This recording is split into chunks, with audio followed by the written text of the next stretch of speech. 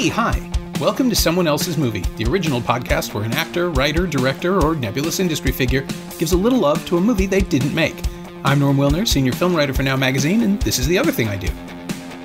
My guest this week is Ali LeRoi, a veteran writer, director, and producer whose credits include writing Down to Earth and Head of State, and turning up in both films as the crazy hostile dreadlock guy, and creating the television series Everybody Hates Chris and Are We There Yet?, and producing Pootie Tang. Ali made his feature directorial debut in 2019 with the Obituary of Tunde Johnson, which is unlike anything he's ever done before. Written by Stanley Kalu, it stars Steven Silver as a gay black teenager caught in a time loop that always ends with his death at the hands of the Los Angeles police. It sounds like a straightforward genre project, but LeRoi does something else with it. And now that it's available on VOD after a year and a half on the festival circuit, you should take a look. It's really powerful.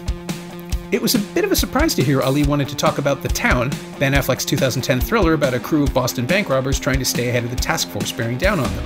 It's a loose reworking of Heat, Affleck admitted as much at the time, with a cast of heavy hitters like Jeremy Renner, Rebecca Hall, Blake Lively, John Hamm, Chris Cooper, and Pete Postlethwaite. Unlike Ali's movie, The Town very much is a straightforward genre project, and that's why he loves it. This is Someone Else's Movie. I've always loved heist movies. Ever since I was a kid. The first heist movie I remember seeing was called The Hot Rock. Oh, yeah. Robert Redford, George Segal, Julian Sand, some other people. Peter Yates, William Goldman.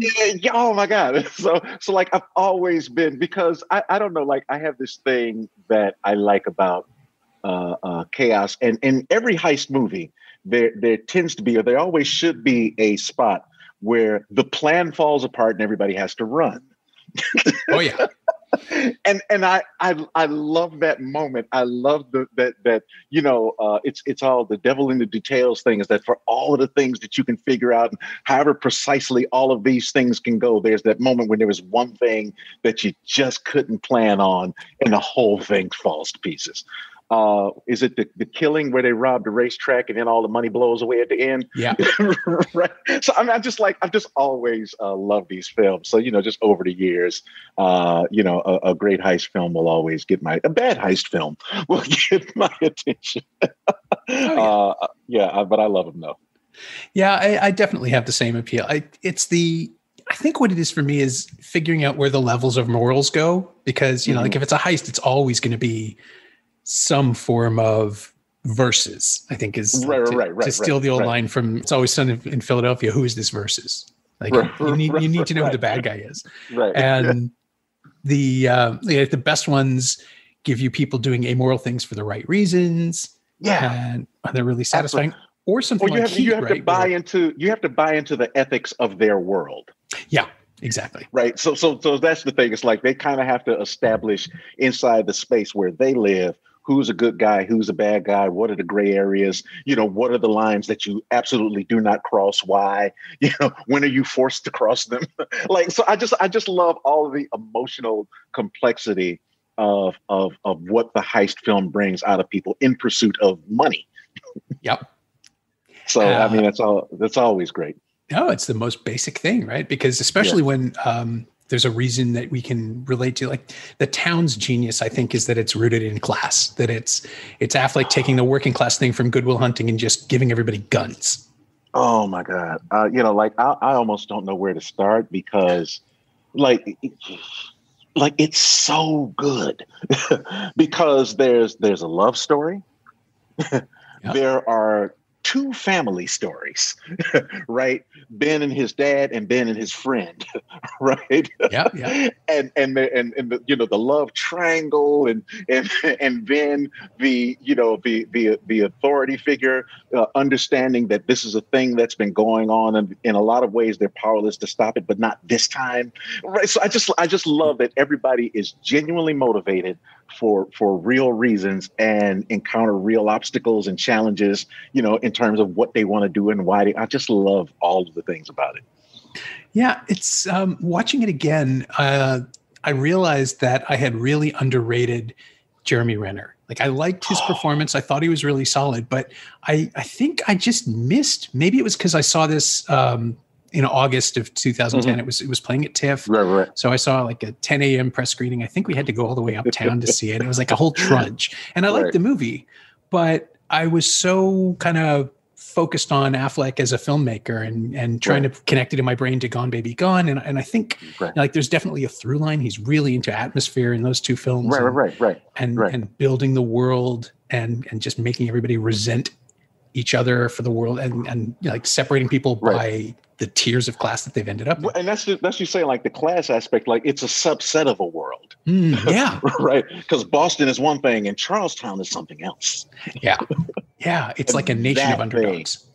Oh man. And Renner, like, so he's that classic guy. It's like, Joe Pesci and Goodfellas, Don Cheadle and Devil Wears a Blue Dress.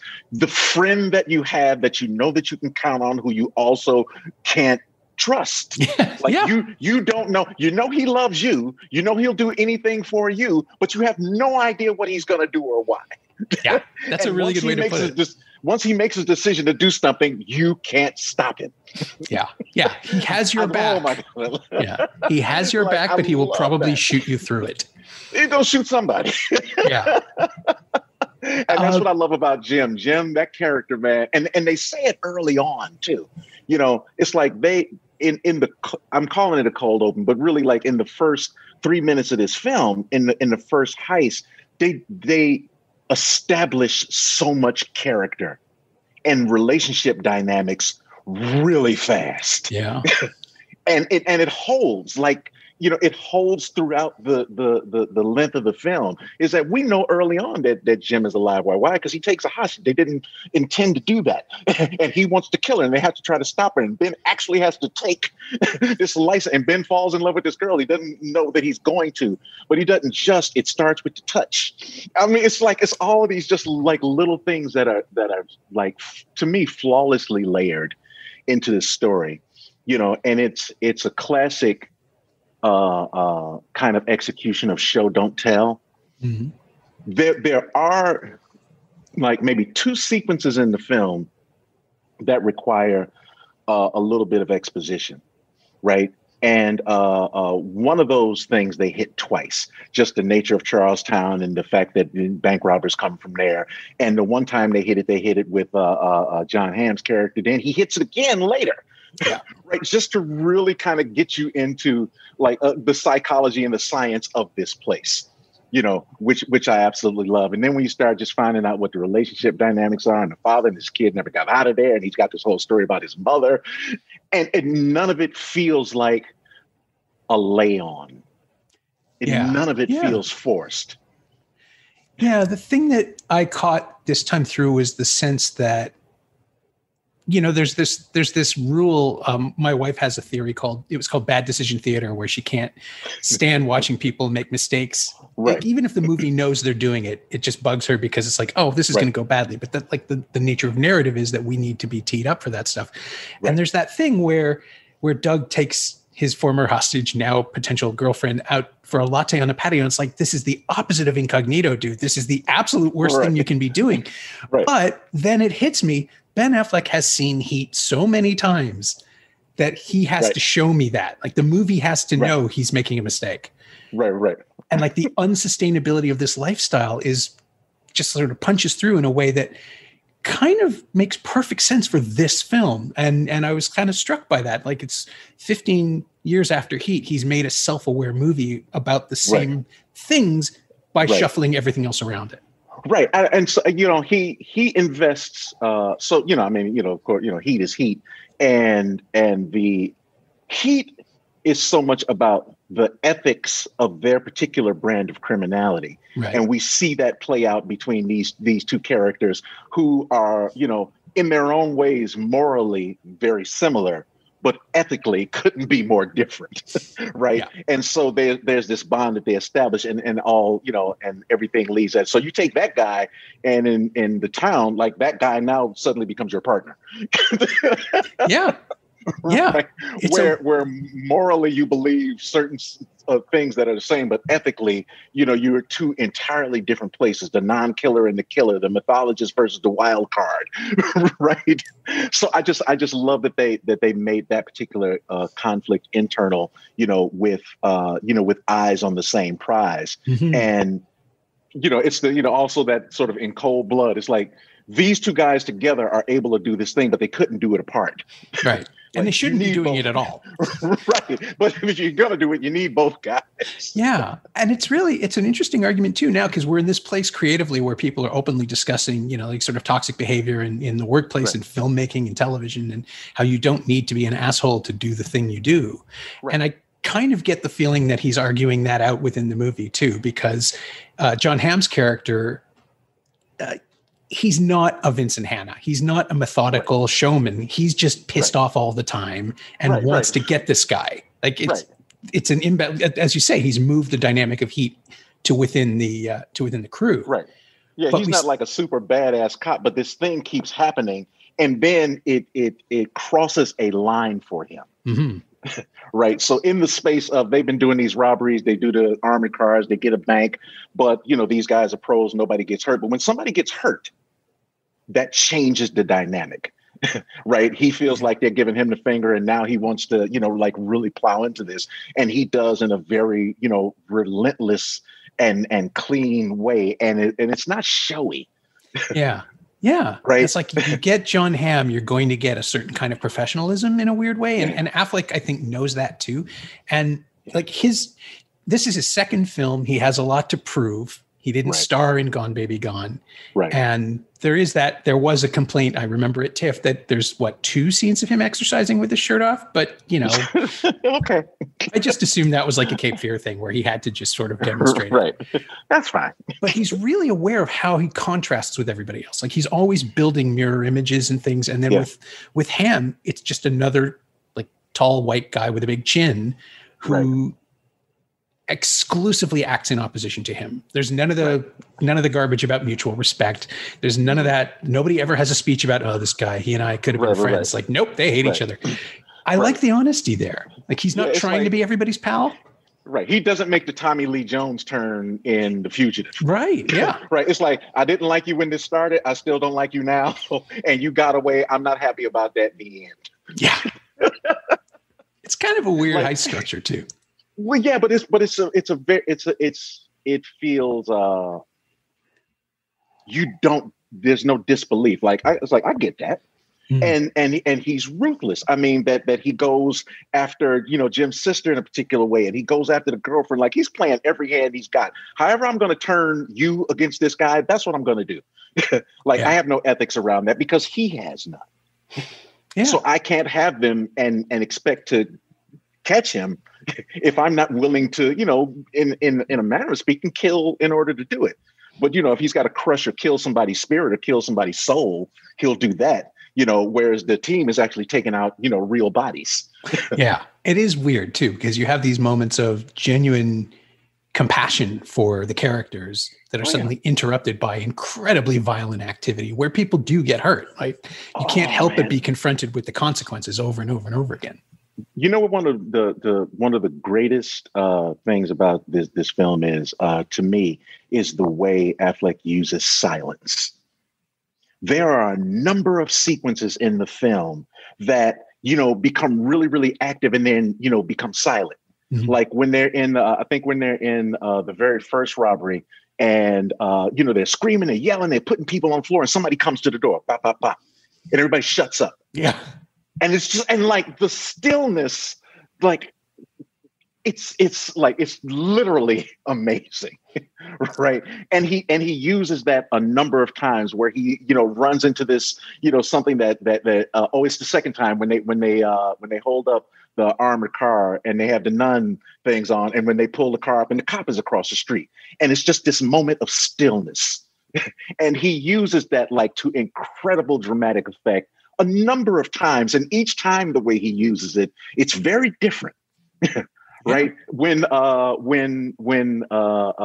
girl is coming, when they're having lunch out on the patio, and he's sitting there and he's waiting for the girl to come, and Jim shows up, And then they cut to the girl and it goes silent. Like, again, it's just like, I just love the way he, it's as bombastic and explosive as it is quiet and requires you to pay attention in certain moments. And I just love that emotional ride that it takes you on.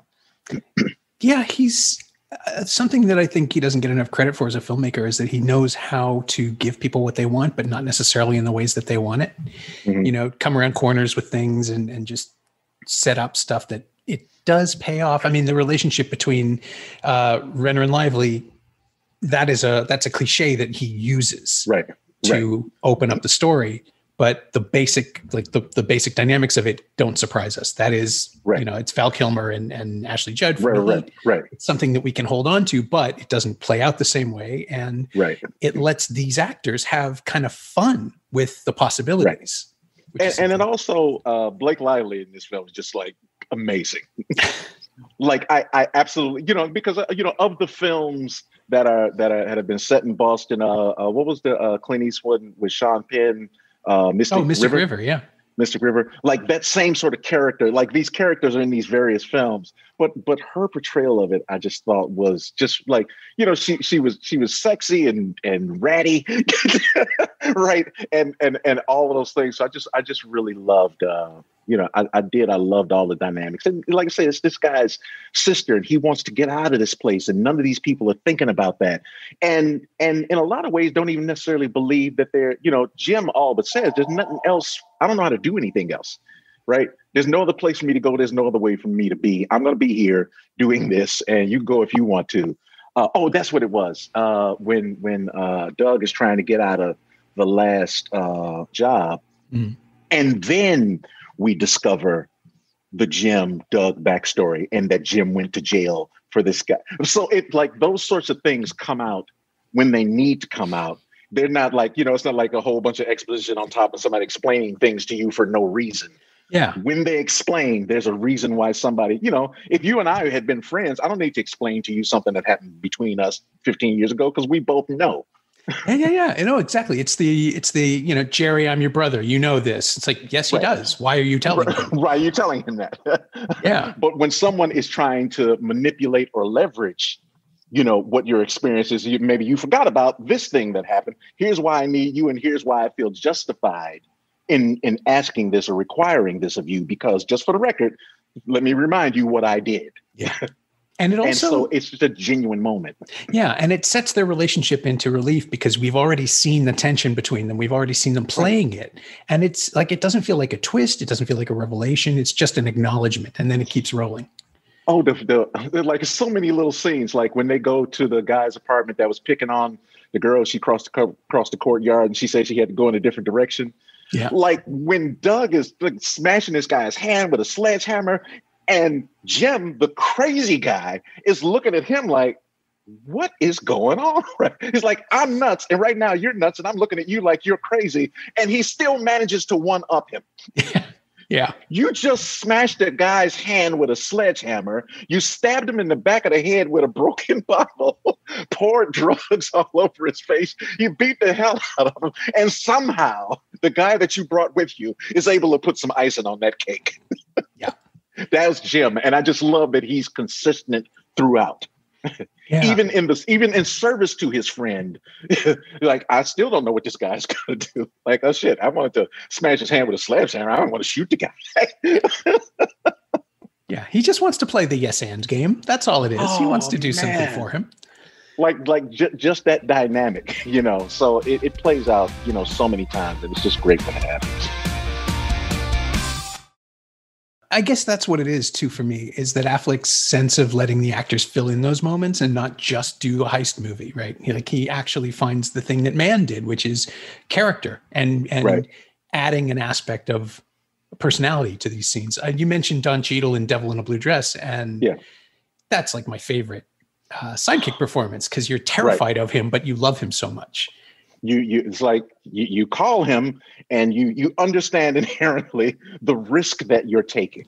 Yeah. And in that film, just sidebar for a second, when Easy and Mouse go looking for some guy that they're trying to find, and they bring hostage with them. Yeah. And Easy goes into the house and he leaves the guy with Mouse and he comes back out and the guy is dead.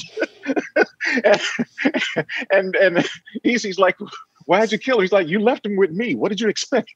Yeah. It's that flash. And Renner has a moment like that too, where it's just like, I know who I am and I know what I am, but I can't 100%. Stop. Like, and it's just that little tiny like that little tiny grace note of tragedy into this big happy, like Pesci doesn't have that in Goodfellas or Casino. He's not capable of it. Right. And there's just this little moment of allowing the possibility of, all of these could have been everybody in the town has awareness. Yeah. Right. They know where they are. They know what their life is. They know why they're doing it. They understand what the risks are.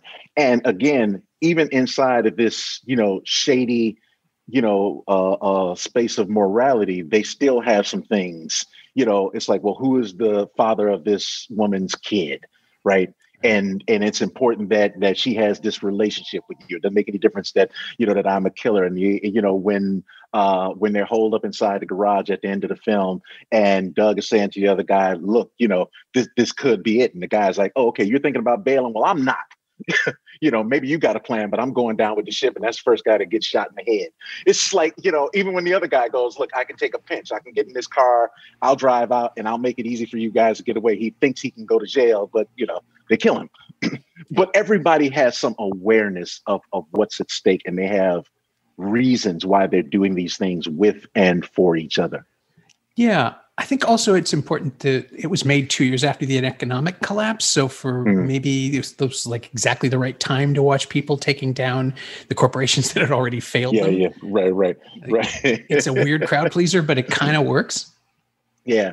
And also just, I like the idea that, even in terms of making the town itself into a character, right? And like, so even in the naming of it, it sort of implicitly, says that it's as much about this place as it is about anything, right? This story, the way that it works and the way that it plays out is not the same if it's in Tulsa. It's just not. Yeah, that's fair. I mean, I would also kind of say I've been to Boston a few times. Car chases would be hard there. Traffic's insane. So I mean, so like the car chase in these tight little streets. Yeah, it's like right, and he pays. That's something specific to that place. And I've walked on those streets, and you go, the whole thing is only 15 feet wide. Yeah, like how you gonna drive fast to the skate? It's like it's not easy. Watch. Yeah, it automatically raises the stakes on literally everything. Yeah.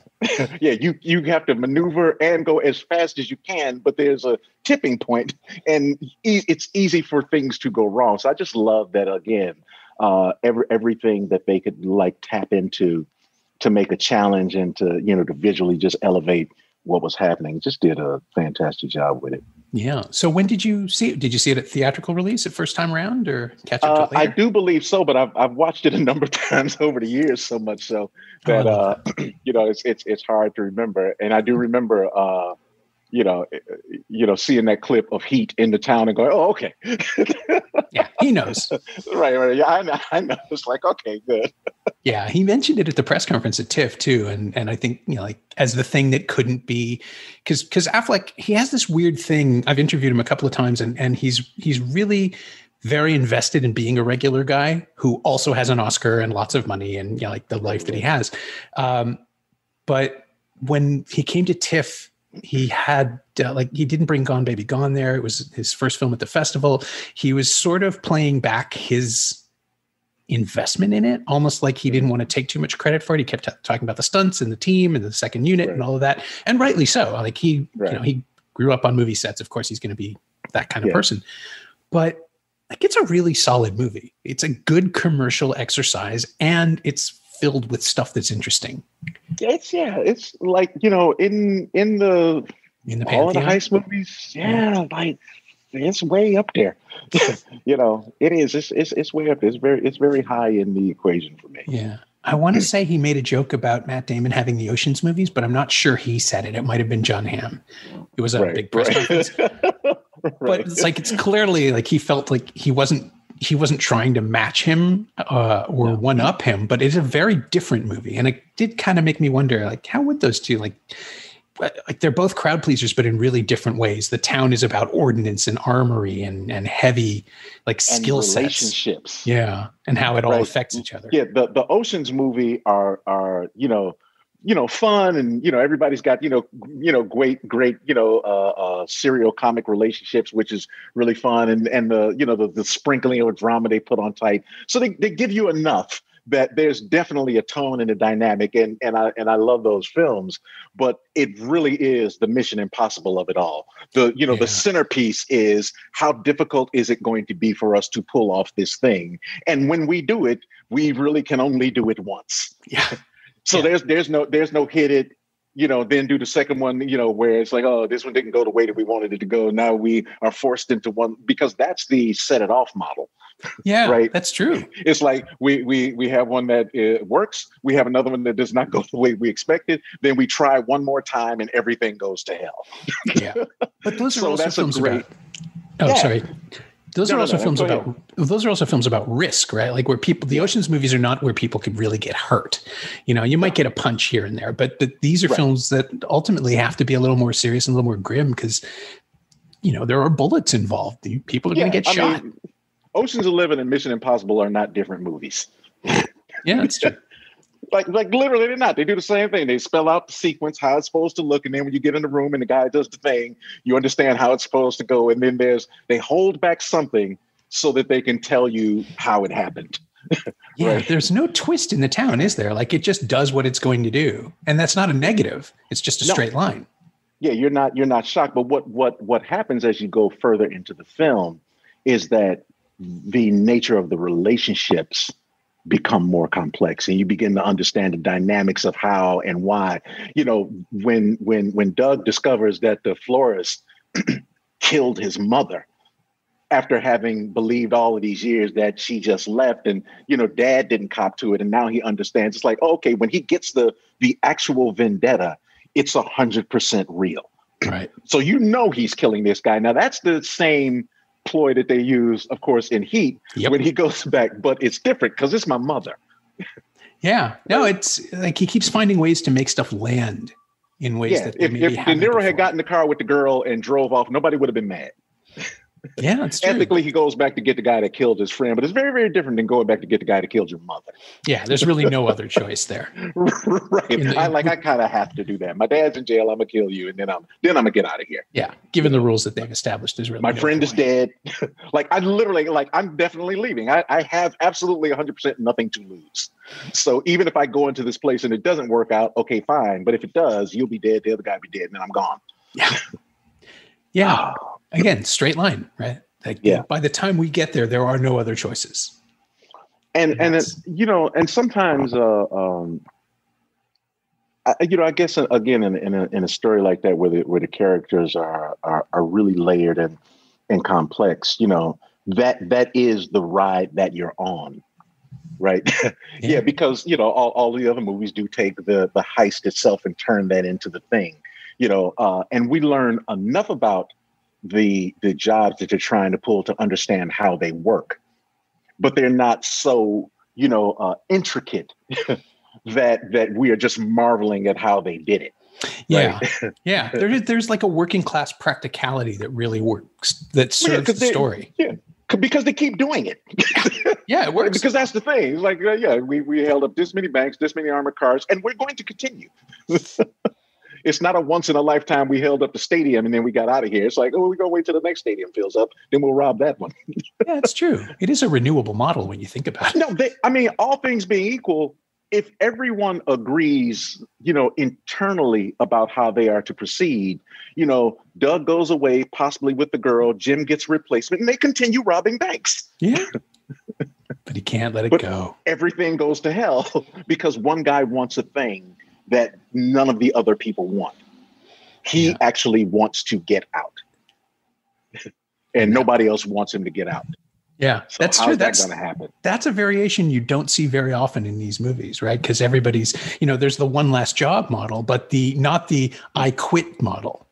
Right. Yeah, he was trying to quit before the last job. They force him into doing the last job. And he goes, okay, I'll do it. And here's how it works. And then when it goes to hell, it's like, okay, now I really got to quit. Yeah. I mean, he was right the first time, clearly. Right. I mean, and that was 2 times in a row. Like in both of the in the second and third jobs in the film, Doug has reservations both times. Mm-hmm. And things go wrong. Then things go wrong both times. Yeah. which is great in the storytelling model because it's like and even in the Fenway job, the thing that goes wrong is he didn't understand what would happen with the women in his life.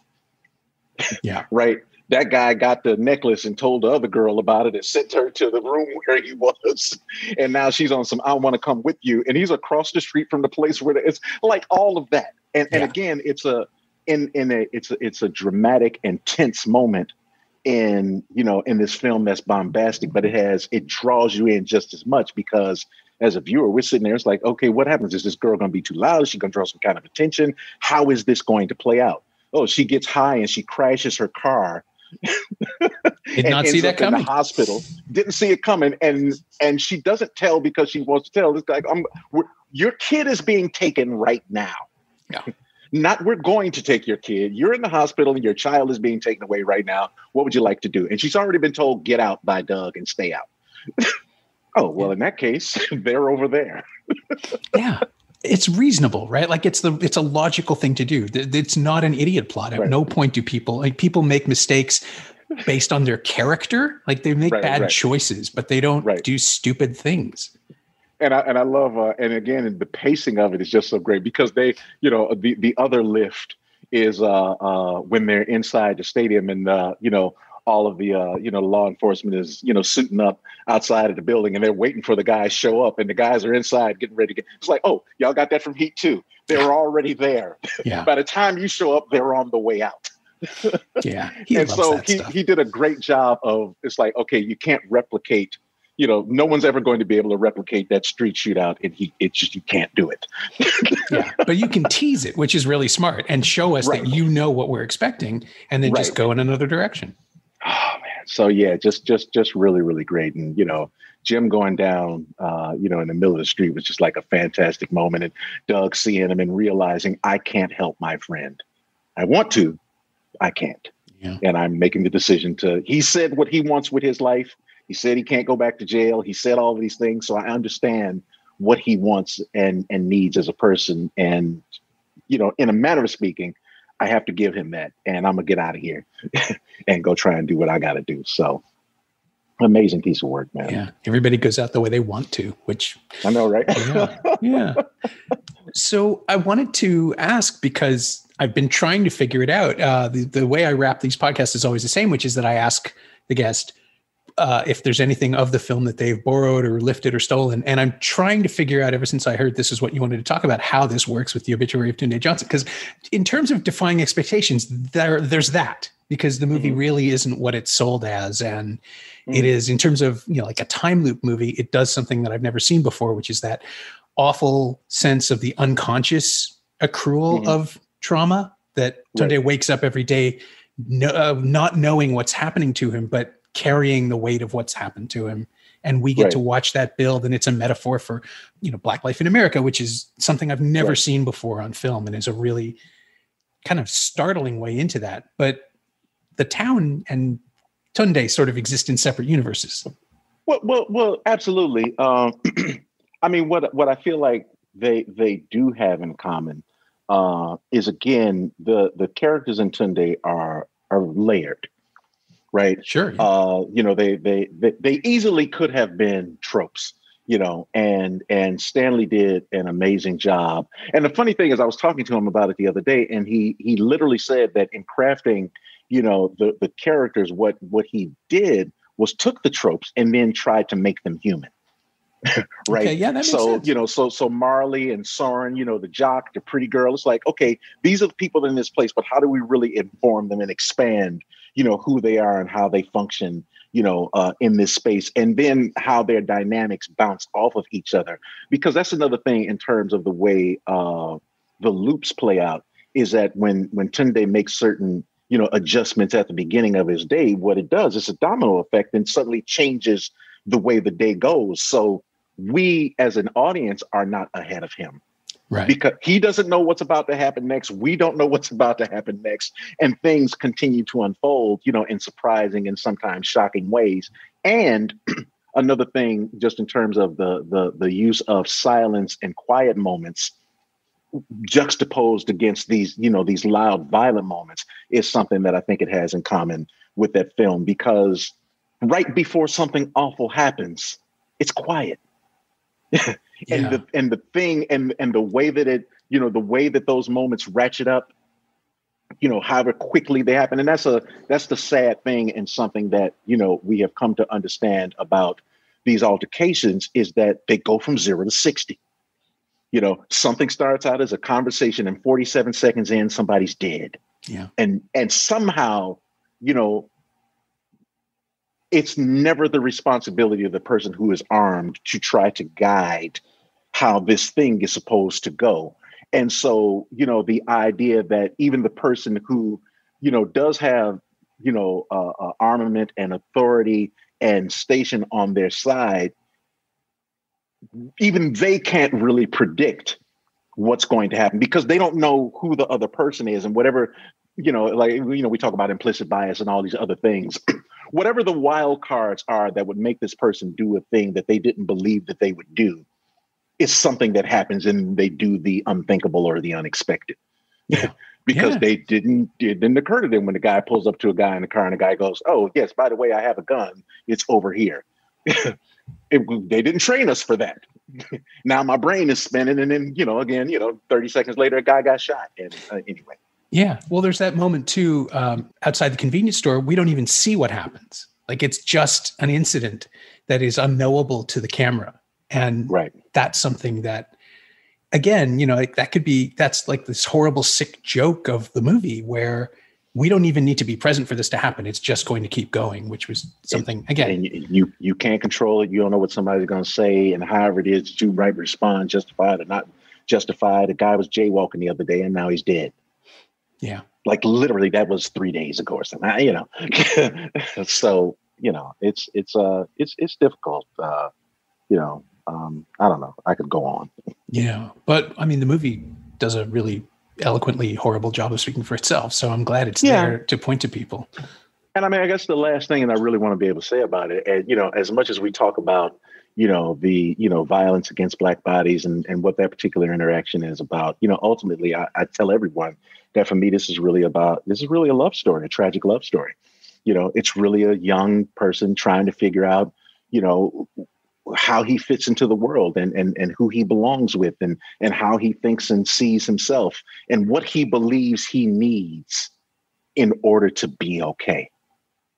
That really is what is at the heart of this film. And, it's above, the violence aspect of it. I mean, it speaks to that, but it really is just about that. You're young and you are coming into a world, and you're trying to determine, how to live and how to be who you are and who can accept that. It's a lot going on in this film. I think we did a good job with it. I hope other people agree. Yeah, I think it lands. I think people are going to, I hope people are going to discover it, but if they don't, I'll just yell at them until they do. That's what I get. Listen, we'll tell everybody that will listen that it's out there. So that's right. Listeners, if you like The Town, you will enjoy The Obituary of Tunde Johnson. Right. Do that. My thanks to Ali LeRoi, whose heartbreaking first feature, The Obituary of Tunde Johnson, is now available on VOD platforms across North America. Thanks also to Zachary Green and Danielle Tanna. They know what they did. You can find Ali on Twitter at Mr. LeRoi, all one word, MRLEROI, and you can find The Town on Blu-ray and DVD from Warner Home Entertainment. It's also in one of those ridiculous Ultimate Collector's Edition boxes in an extended cut with a street map and stuff. Otherwise, it's also available on Apple TV and Google Play, and streaming on Crave in Canada and Amazon Prime in the US. As always, you can find me on Twitter at Norm Wilner and elsewhere on the internet at nowtoronto.com, where I'm hosting a bunch of podcasts these days and writing the weekly Now Streaming newsletter, to which you can subscribe at nowtoronto.substack.com. And you can find this podcast on Twitter at Semcast, SEMcast, and on the web at someoneelsesmovie.com. Our theme song is by The Last Year. If you like it, or the show in general, say so. Leave us a review on Apple Podcasts or Google Podcasts or wherever you've been enjoying us. Every little bit helps, it truly does. And check out the other shows on the Frequency Podcast Network while you're there. Stay inside, watch movies, wear a mask if you go out. I'll see you next time.